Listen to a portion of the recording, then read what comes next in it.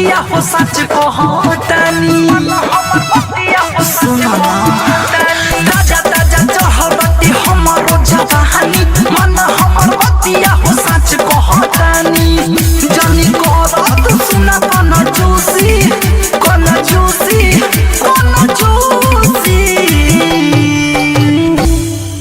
जवन चोलिया में नट मोरा ठोसी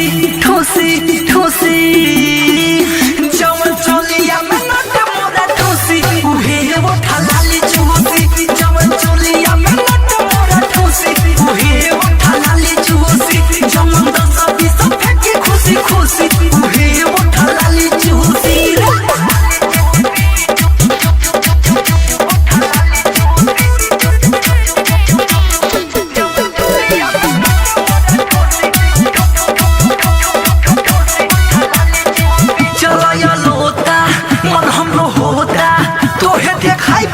चिड़िया के खोता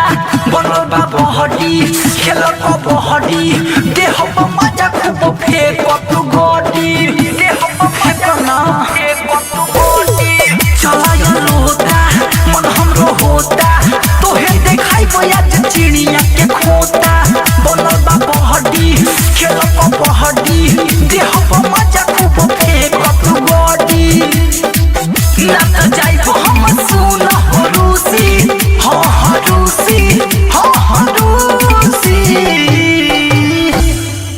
जवन चोलिया में नट मोरा ठोसी जवन चोलिया में नट मोरा ठोसी उहे वो ठलाली चूसी जवन चोलिया में नट मोरा ठोसी उहे वो ठलाली चूसी जवन 10-20 फेंके खुशी उहे वो ठलाली चूसी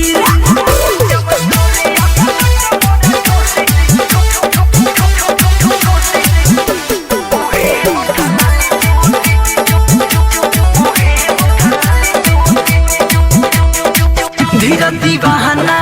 करन महाना सारा लुटा दन हमरे खजाना मनी साली सहो देख तो हेले सहो आवा देखा दी तो है चीज विशेष हो आवा देखा दी तो है विशेष हो धीरे दीवाना करन महाना सारा लुटा दन हमरे खजाना भोला साले सहो देख तो हेले सहो आवा देखा दी तो है चीज विशेष हो हमरा लहंगा में जे जामल बाठूसी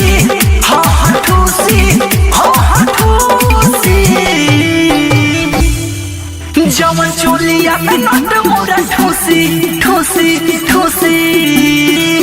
जवन चोलिया में नट मोरा ठोसी उहे वो ठलाली चूसी जवन चोलिया में नट मोरा ठोसी उहे वो ठलाली चूसी जवन 10-20 फेंके खुशी उहे वो ठलाली चूसी ताजा ताजा चढ़ती हमारो जवानी मन हमर बतिया हो सच कहतानी जानी करत सुना कना जूसी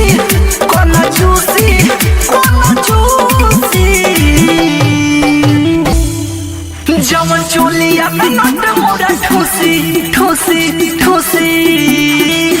जवन चोलिया में नट मोरा ठोसी उहे वो ठलाली चूसी जवन चोलिया में नट मोरा ठोसी उहे वो ठलाली चूसी जवन 10-20 फेंके खुशी